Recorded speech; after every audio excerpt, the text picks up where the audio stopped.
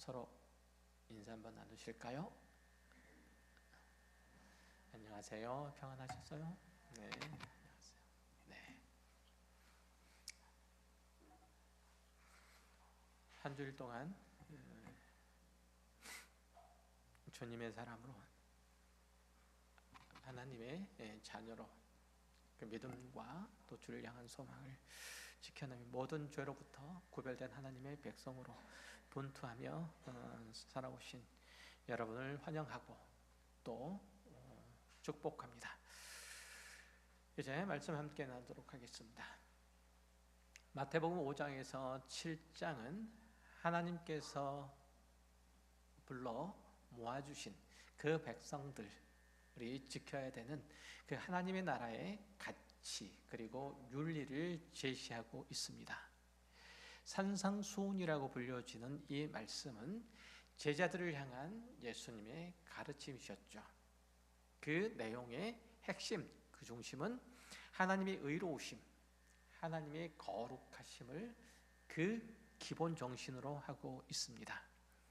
지난 시간에 살펴보았던 남에게 대접받고자 하는 대로 남에게 대접하라 라는 이 말씀도 결국은 하나님께서 그 자비하시고 의로우신 성품으로 우리를 대하시는 것처럼 우리도 이웃을 대접해야 된다라는 의미였고, 그것이 곧 율법과 선지자들 통해서 가르쳐진 하나님을 사랑하고 또 이웃을 내 몸과 같이 사랑하라는 이 말씀을 실천하는 일이었습니다. 그러나 예수님께서 이렇게 가르쳐 주신 산상수훈을 통해서 살아가는 것, 그렇게 만만치 않죠. 예수님께서 가신 그 길들을 쫓아가는 것 결코 쉽거나 순탄치 않습니다.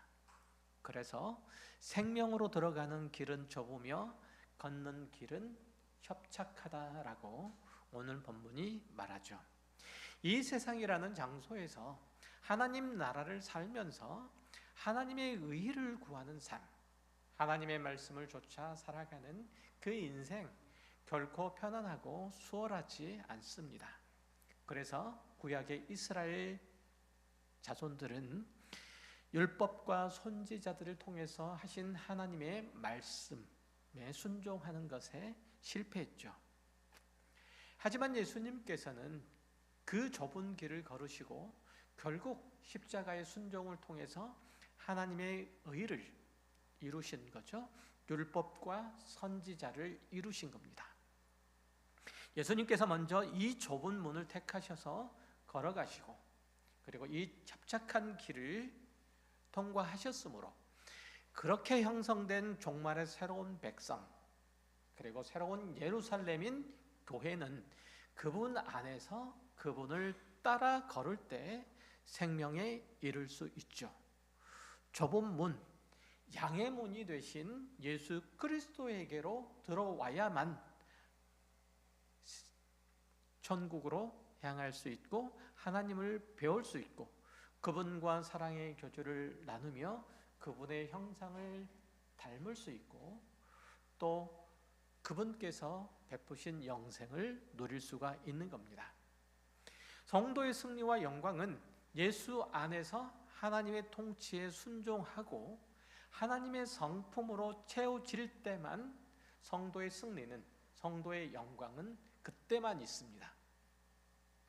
하지만 그 일은, 성도의 영광과 승리를 얻는 일들은 좁은 문으로 들어가는 것 같이 내키지 않고 불편하죠. 협착한 길로 가는 것과 같이 고생스럽고 힘듭니다. 좁고 협착한 이 길은 그래서 사람들에게도 인기가 없고 찾는 이들도 의외로 적기 때문에 우리는 때때로 이런 생각이 들죠. 과연 이 길이 맞나? 라는 생각이 들어요. 하지만 그 길만이 성도를 생명으로 인도한다고 성경은 누누이 우리에게 말씀하고 있습니다. 멸망으로 인도하는 문은 크고 그 길이 넓어서 사람들에게 인기가 많고 환영을 받기 때문에 앞다투어 누구나 그 길로 들어가려고 하지만 결국은 거기에는 기다리고 있는 것은 영벌밖에는 없죠. 죽음밖에는 없습니다. 이 말씀을 이해하기 좋은 예가 마태복음 19장 16절 이하에 나타나 있습니다. 한 부자 청년이 예수님께 와서 무슨 선한 일을 행하면 영생을 얻을 수 있는지 묻습니다. 주님께서는 10계명 중에서 6번째부터 10번째 계명까지 쭉 말씀하시죠. 그리고 이를 요약해서 내 이웃을 네 자신과 같이 사랑하라 라고 청년에게 말씀하시죠. 이 청년은 자신 있게 대답합니다. 내가 어려서부터 이 계명들, 하나님의 율법은 다 지켰습니다 라고 대답하죠. 그러자 주님께서는 그 청년에게 뭐라고 말씀하시죠?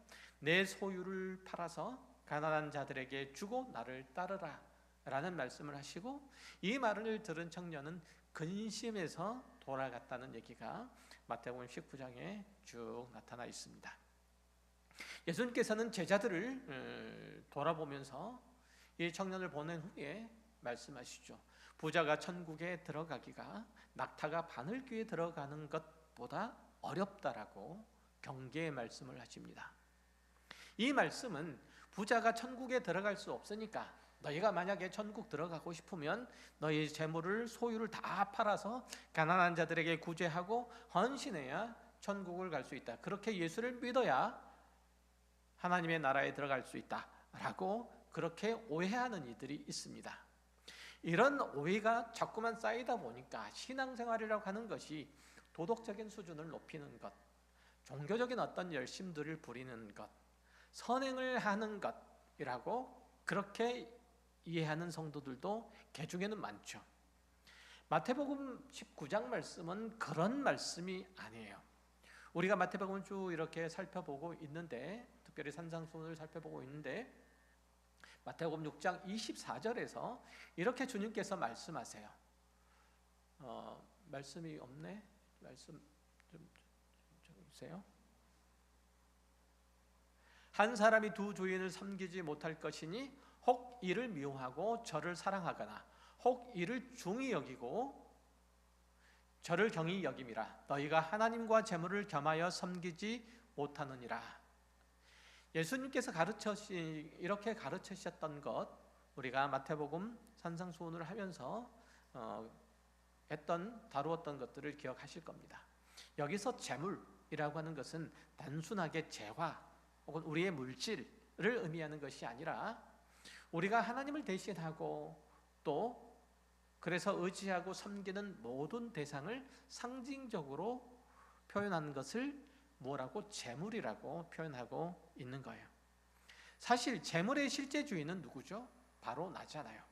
내가 실제 주인이기 때문에 재물을 섬기는 것은 곧 어떤 의미냐면 곧 자신을 섬기는 것이죠. 자기 욕심을 채우고 자기 이름을 내기 위한 수단으로 사람들은 재물을 모읍니다.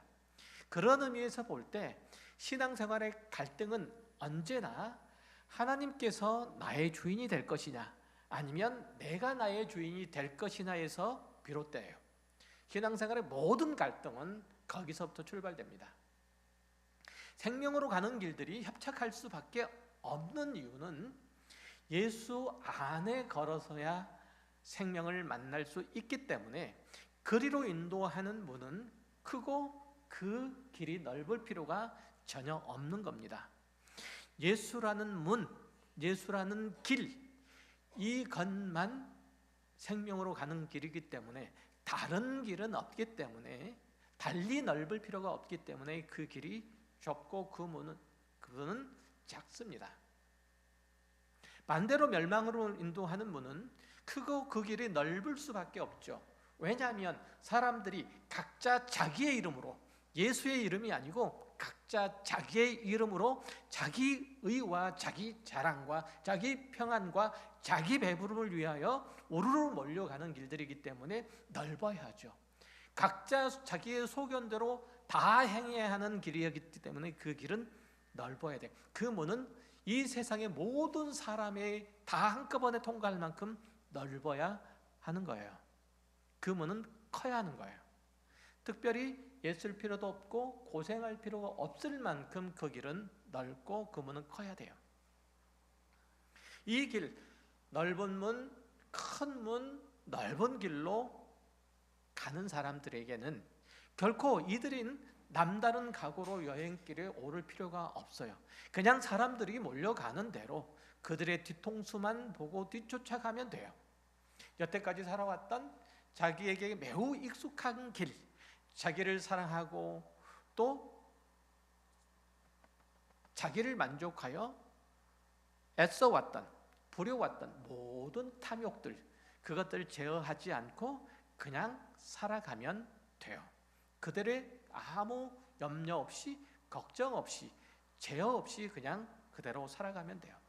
마태복음 19장에 등장하고 있는 이 청년의 예에서 보듯이 재물을 나누어 줘야 하기 때문에 어려운 게 아니라, 이 청년이 재물을 나누어 줘야 하기 때문에 어렵다고 여긴 것이 아니라, 돌아선 게 아니고 재물을 넣고 모든 소유를 넣고 예수를 따라야 하기 때문에 힘든 거였어요. 사실 그 청년은 재물을 따르는 사람이었어요.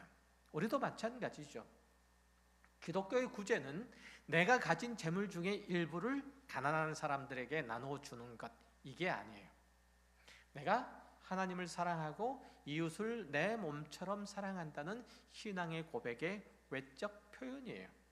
그것은 자기를 부인하는 사람에게서만 나와요. 그래서 내가 원하는 대로 내 도덕적인 어떤 의의를 발휘해서 재물을 나누는 사람과 소유를 나누는 사람과 하나님께서 요구하기 때문에 재물을 나누는 사람은 전혀 달라요. 내가 원하는 사람, 내가 내 필요에 따라서 주거나 말거나 하지만 하나님께서 원하시는 구제, 그것은 상대방의 필요에 따라서 나눌 수 있는 사람인 것이죠. 그래서 남에게 대접받고자 하는 대로 남을 대접하는 것, 똑같은 원리가 그대로 적용되는 것. 구제에서도 하나님께서 너희를 대접한 것처럼 너도 상대방을 대접하라. 하나님께서 너에게 베푼 것처럼 너도 상대방을 구제하라. 이렇게 말씀하고 계시는 거예요. 전혀 원리와 그 기본 면에서 달라요. 가난한 자를 돕는 것은 신앙인의 기본적인 책임이죠. 그러나 그것이 예수를 쫓기 위한 선택적 결단이라는 이 기본적인 틀을 벗어나면 안 돼요. 단순하게 불우한 이웃을 돕고 어려운 지역에 가서 봉사하는 것, 이거는 어쩌면 조금 열심을 내는 사람, 자신의 삶을 좀 윤택하고 그리고 좀 멋있게 살고자 하는 자는 다 할 수 있어요. 재물을 버린다는 것, 성경에서 적어도 재물을 버린다는 것은 곧 무엇을 얘기하냐면 예수를 취한다는 뜻이에요. 성경에서 재물을 버린다는 것은 곧 예수를 취한다는 뜻이에요. 그리스도인이 자기에게 있는 재물을 버린다라고 하는 것은 곧 자신을 버린다는 뜻이에요. 하나님 주권 밖에 있는 재물은 나로 하여금 항상 하나님 행세를 하게 해요. 내가 가지고 있는 재물이 많든지 적든지 상관없이. 재물 자체에 신적인 능력이 있다는 뜻이 아니고 재물을 이용해서 사람이 하나님처럼 된다는 뜻이에요. 유대 서기관들과 바리새인들이 사람들 앞에서 왕노릇하려고 부지런히 자기 의의를 쌓는 것처럼 우리가 자기의 종교적인 윤리적인 수준에서 다른 사람보다 높아지려고 부지런히 헌금하고 봉사할 수 있다는 것을 확인하고 그 길로 가지 않으려고 하는 태도, 자세를 늘 우리의 마음에, 우리의 신앙에 가지고 있어야 되는 거예요. 유대의 종교 지도자들이 예수를 제거하려고 했던 것은 왜죠? 그들이 예수가 필요치 않았기 때문이에요. 그렇죠. 신자와 불신자의 가장 큰 차이가 뭘까요?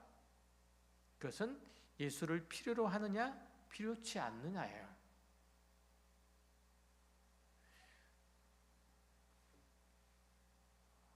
다시 한번 말씀드려요. 유대의 종교 지도자들이 예수를 죽이려고 했던 것은 그들이 예수가 필요치 않았기 때문이에요.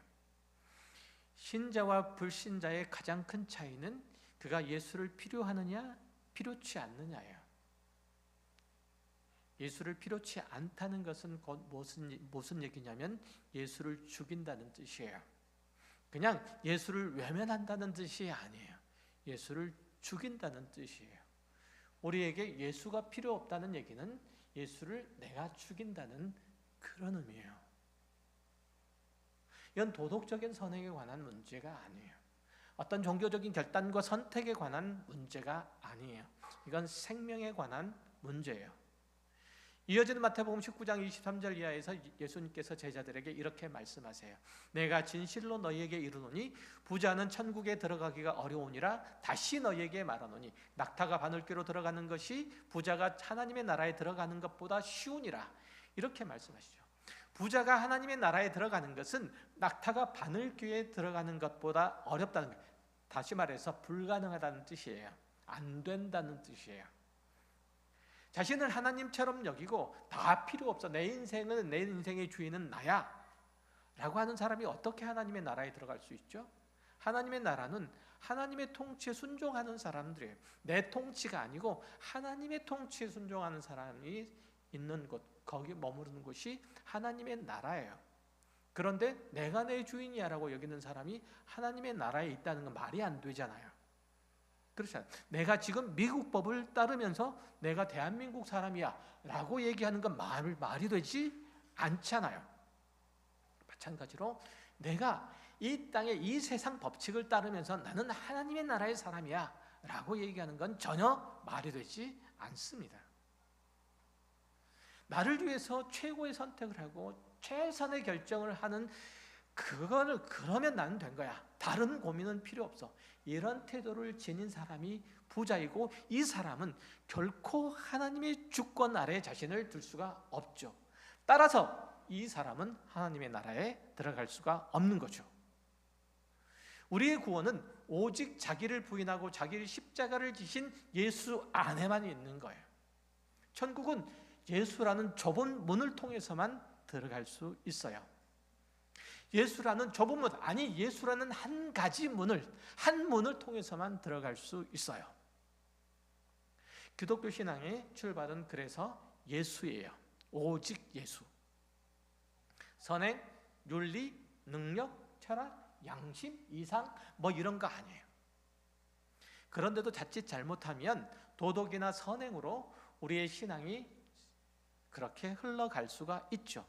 그러면 기필코 자기를 주장하는 대로 갈 수밖에 없어요. 자기가 주인인, 자기가 왕인 대로 갈 수밖에 없어요.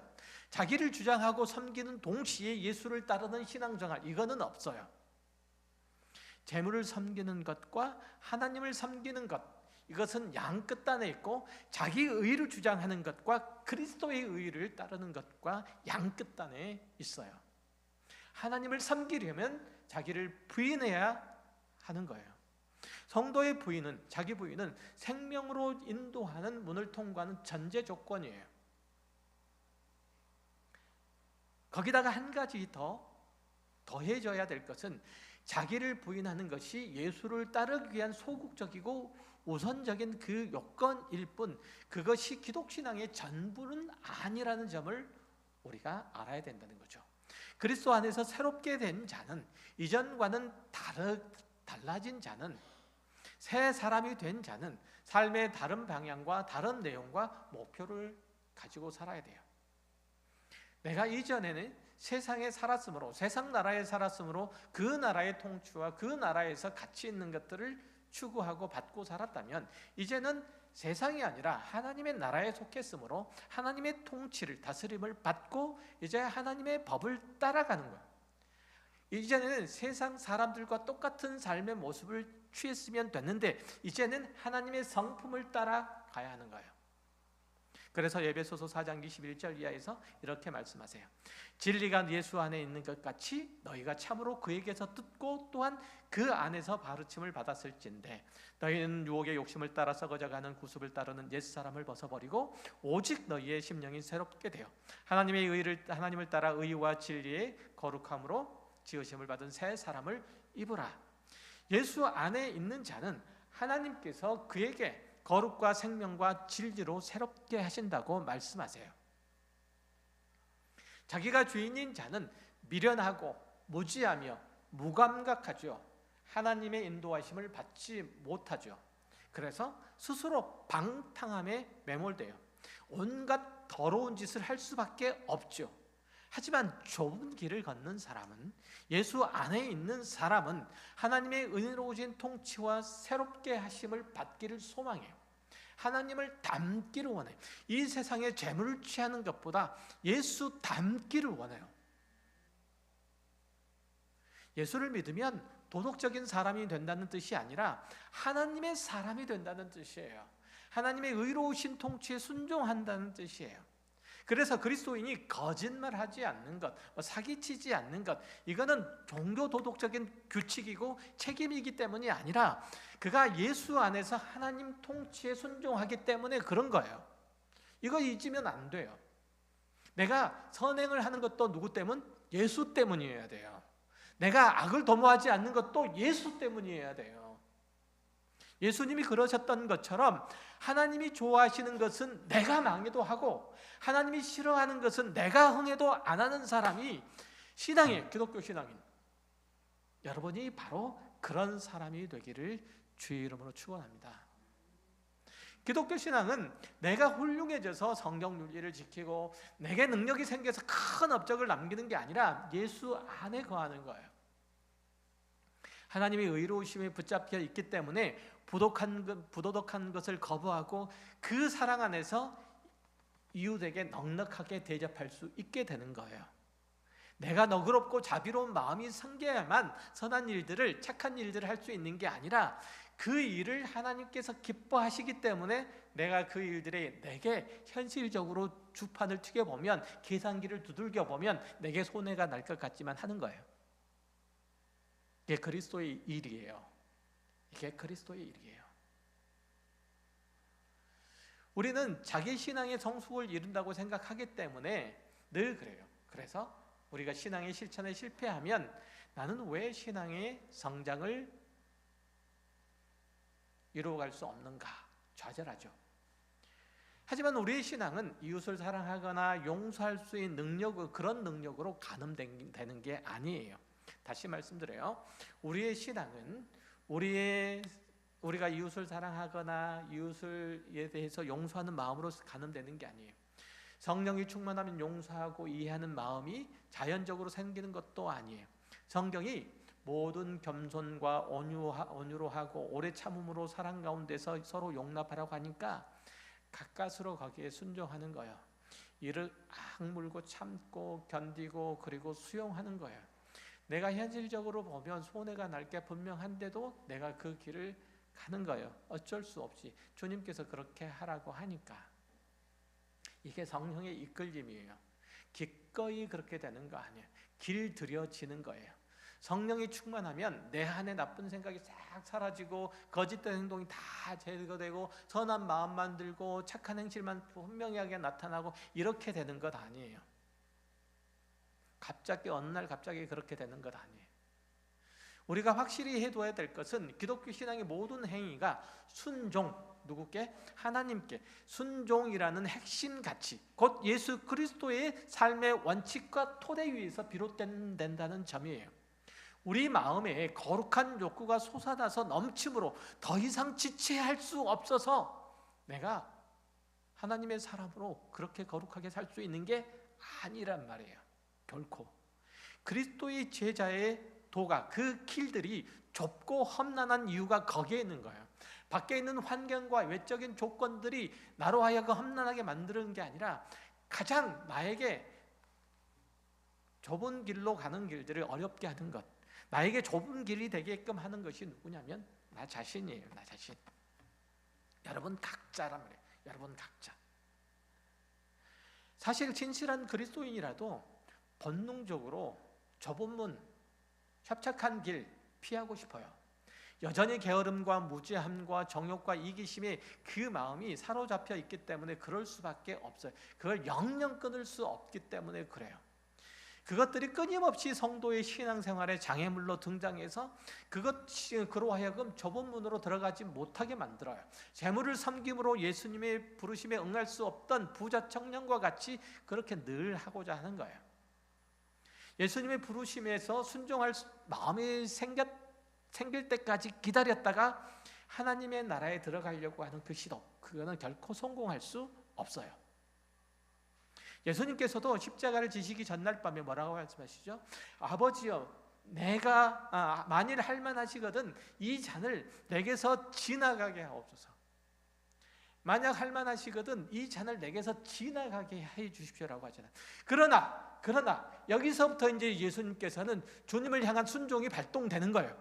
그러나 나의 원대로 마옵시고 아버지의 원대로 하옵소서. 이 기도예요. 예수님의 반전이에요. 그만큼 십자가의 구원의 길은 힘들고 고통스러워서 피하고 싶은 일이었어요. 왜 예수님이시라고 그 대의를, 그 명분이 있는 일들을 모르셨겠어요? 십자가를 지는 일들이 인류를 구원하는 일이라는 명분이 있는 일이라는 걸 왜 모르셨겠어요? 아셨지. 그런데도 그 길을 피하고 싶으셨어요. 피하고 싶으셨어요. 그 명분이 있는 일은. 그러나 그렇게 하지 않으셨어요. 아버지의 원대로 하옵소서라는 그리스도의 순종 때문인 거예요. 아버지의 뜻에 순종하고자 하는 그 기도로 당신 자신을 복종시키신 거예요. 여러분의 자발적인 감정이 먼저 나타나기를 바라지 말라는 거예요. 복종하다 보면 마음도 따라오게 돼요. 이게 성도의 순종의 방식이에요. 성경이 말하는 사랑은 맹목적인 감정이라기보다는 그래서 적극적인 의지의 발동이에요. 성도의 신앙생활이라는 게 다 그래요. 우리가 너무 잘 아는 고린도전서 13장에서 소개하는 사랑, 오래 참고 온유하고 존중하고 친절하고 이런 모든 것들은 사실 우리들에게 있어서는 너무 생소하고 어려운 일들이에요. 우리는 사랑이라는 이름으로, 진심이라는 이름으로 사실은 별로 다른 사람들에게 잘 해주지 못해요. 핑계대고 또 자주 날카로운 충고를 하고 그러잖아요. 내 말대로 하라니까, 네 고집대로 하려면 더 이상 나한테 도움을 바라지 마. 그럴 거면 집에서 나가. 감정적인 반응을 보이죠. 심지어는 하나님의 은혜의 방편마저도 그렇게 얘기하잖아요. 기도해. 기도 안 하니까 그러잖아 라고요. 그런 용도로 사용해요. 기도라고 하는 하나님께서 우리에게 주신 너무나도 복된 은혜의 그 방법들을, 그 도구들을 우리는 다른 사람을 치는 용도로 써요. 기도하라니까 이렇게 해요. 이런 우리에게 에베소서 4장 25절에서 32절 말씀은 참 필요해요. 제가 읽어드릴게요. 그런즉 거짓을 버리고 각각 그 이웃과 더불어 참된 것을 말하라. 이는 우리가 서로 지체가 됨이라. 본을 내어도 죄를 짓지 말며 해가 지도록 본을 뿜지 말고 마귀에게 틈을 주지 말라. 도둑질하는 자는 다시 도둑질하지 말고 돌이켜 가난한 자에게 구제할 수 있도록 자기 손으로 수고하여 선한 일을 하라. 무릇 더러운 일은 너희 입 밖에도 내지 말고 오직 덕을 세우는 데 소용되는 대로 선한 말을 하여 듣는 자들에게 은혜를 끼치게 하라. 하나님의 성령을 근심하게 하지 말라. 그 안에서 너희가 구원을 날까지 인치심을 받았느니라.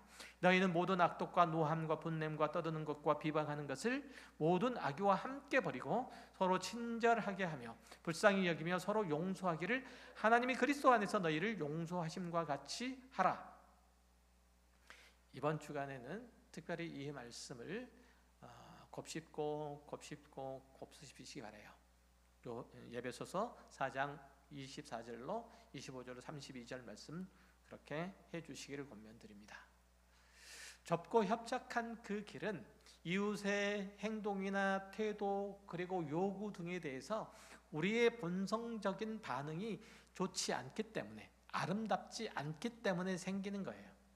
내가 가장 중요하고 내 감정이 그대로 표출돼야 되고 내 생각과 판단과 내가 말한 것들이 상대방에게 관철돼야 되기 때문에 갈등이라고 하는 게 생길 수밖에 없는 거예요. 갈등이라는 한자어 재밌잖아요. 칡덩쿨 가래예요. 등나무 등이에요. 칡덩쿨과 등나무가 어지럽게 서로 얽혀서 자라나는, 서로 잘났다고 그렇게 엉켜있는 그 모양새를 갈등이라고 해요. 서로에 대한 좋지 않는 생각과 마음이 얽히고 설키면 싸움과 반목이 생길 수밖에 없고 거기에는 자라남이라고 하는 것은 있을 수가 없어요. 우리는 이런 말을 잘 쓰죠. 보자 하니까 해도 너무하네. 내가 고래 심줄과 같은 그 인내심으로 참고 또 참았는데 도무지 봐줄 수 없다는 거잖아요. 그러니까 내 인내심에 한계가 생겼기 때문이라기보다는 내 인내심은 고래 심줄보다 더 센데 그것을 뚫고 나오는 너의 못됨이 있기 때문에 내가 너에게 화를 낼 수밖에 없다. 내가 너에게 분을 표출할 수밖에 없다. 이건 순전히 네 못된 탓이지 내 잘못된 탓이 아니다. 이렇게 얘기하는 거예요. 참 별로인 표현이죠. 때때로 우리는 상대방에게 불만이 생길 수도 있어요. 나도 내가 마음에 안 드는데 다른 사람이 오죽하겠어요. 내 마음의 생각과 감정이 하루에도 1000번이나 천당과 지옥을 왔다 갔다 하는데 어떻게 우리의 신앙이 깊어져 가지고 정말 죽이고 싶은 저 사람을 너그럽게 용서하고 사랑하고 그리고 이해할 수 있겠어요? 안 돼요. 여러분의 의지를 발동시켜야 돼요. 꾹 삼켜야 돼요. 상대방의 눈에 티가 보이거든 얼른 뭐라고요? 상대방의 눈에서 티가 보이거든 얼른 거울을 보세요. 요즘 시중에서 자주 표현하는 그 거울 치료 우리에게 필요해요. 신앙은 감정으로 되지 않아요. 사람을 만나면 의식적으로 그래서 먼저 웃어야 돼요. 미운 사람을 만나면, 싫은 사람을 만나면, 서먹한 사람을 만나면 먼저 의식적으로 웃으세요. 그러면 마음이 조금 여유로워져요. 다른 사람을 불행을 보면서 저 사람 평소에 그렇게 못되게 굴더니 하나님 틀림없다니까 이렇게 가면 안 돼요. 저 사람은 아직 정신을 못 차렸어. 한번 더 당해봐야 그래야지 정신을 차리고 반짝 회개하고 돌아오지 이렇게 말하고 싶을지도 몰라요. 무슨 뜻이냐면 거기에 무슨 뜻이냐면 나는 그렇게 하지 않는다는 뜻이잖아요. 나는 정의롭고 바르다고 생각하기 때문에 그래요. 하지만 성경은 그런 말을 삼가라고 하잖아요. 모든 악독과 노함과 분냄과 떠드는 것과 비방하는 것을 모든 악의와 함께 버리라 이렇게 말씀하잖아요. 모든 악독과 노함과 분냄과 떠드는 것 이게 뭐 대단한 일들이 아니고 사실은 우리가 입버릇처럼 얘기하는 아무런 생각 없이 아무런 의미 없이 또 아무런 필터 없이 그냥 얘기하는 말들이 그런 것들이에요. 나는 항상 옳다라는 이런 생각들을 떨쳐버려야 돼요. 이것이 바로 자기의에 휩싸인 사람이잖아요. 나는 옳다라는 생각. 나는 적어도 저렇게는 안 한다라는 생각. 여기에 사로잡혀 있기 때문에 고쳐준다 혹은 위로한다라는 명목으로 상대방을 쉽게 판단하고 정죄하죠. 그러니 교회 안에서조차도 내 속내를 마음껏 털어놓기가 힘들어요. 우리 따뜻한 교회를 만들어 보자 라고 하는 게 제 생각과 제 마음이에요. 가까운 교회라고 하는 것은 이웃과 가까운 교회, 우리 형제 자매와 가까운 교회예요.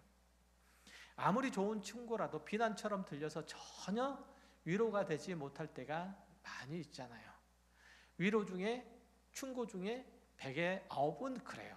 그걸 받는 사람에게 있어서는 상대방에게 대해서 고자세로 하는 말들 이거는 어려움을 당한 이들, 재난 당한 이들에게는 항상 잘난 체 하는 소리로만 들려요. 위에서 당겨주는 것보다 아래에서 올려주는 것이 앞에서 끌어주는 것보다 뒤에서 밀어주는 것이 도움을 받는 사람들에게는 훨씬 더 안정감을 느낄 수 있어요. 편안함을 느껴요. 또 수월함을 느끼게 돼요. 위에서 끌어주려고 하지 마시고 밑으로 내려가서 밀어주세요. 올려주세요. 그리스도인의 신앙 공동체는 상대방과 함께 울고 웃고 상대방의 말을 경청하고 재난을 당한 자의 고통에 공감하고 실패한 자의 편을 들어주되 하고 싶은 말을 삼가하는 거예요. 예수님은 십자가 앞에 두고 털 깎는 자 앞에서 잠잠한 양처럼 아무 말씀도 하지 않으셨어요. 변명하지 않으셨고 분노하지 않으셨고 복수를 다짐하지 않으셨어요. 오히려 하나님의 용서를 구하셨어요.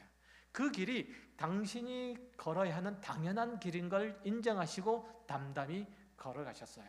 물론 웃지는 않으셨지만 그렇다고 해서 억울해서 울지도 않으셨어요.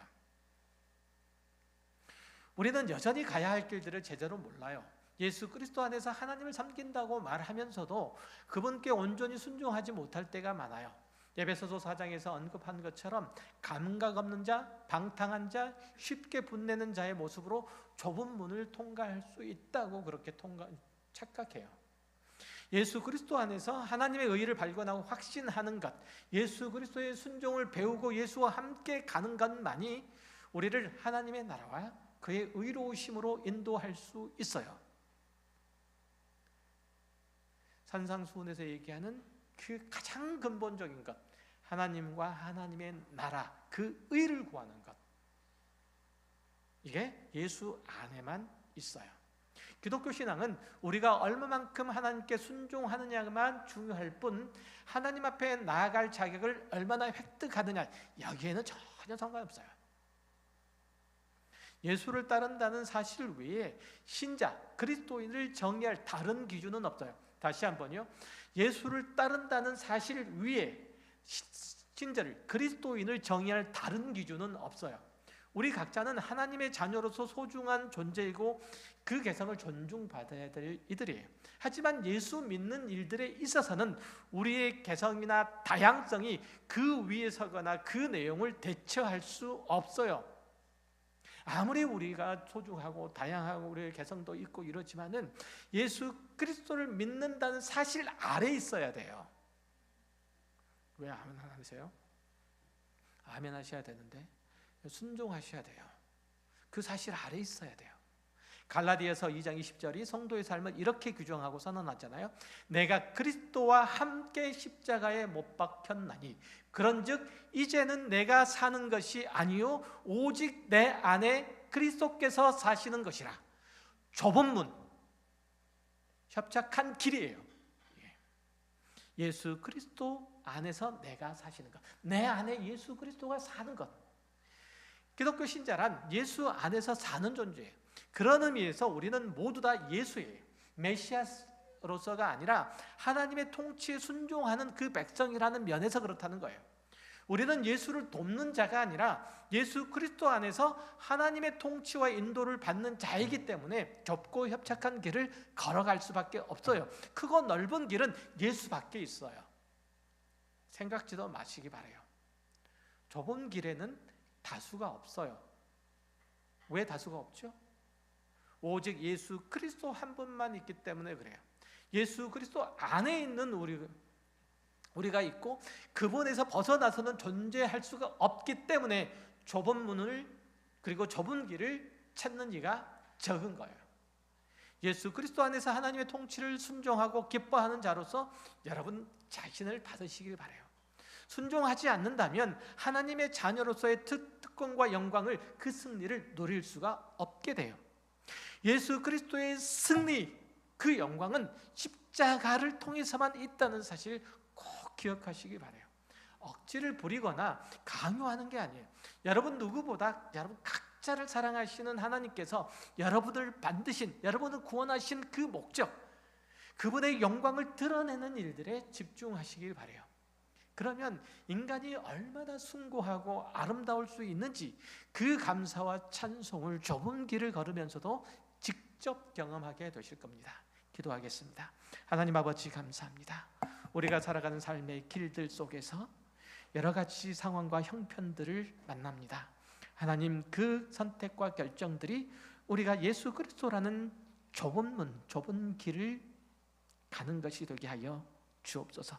어떤 유혹과 어떤 핍박이 온다 할지라도 이 길을 포기하지 아니함으로 예수 그리스도께서 먼저 가셔서 이루신 그 승리, 그 영광에 동참하는 저희들 되게 하여 주옵소서.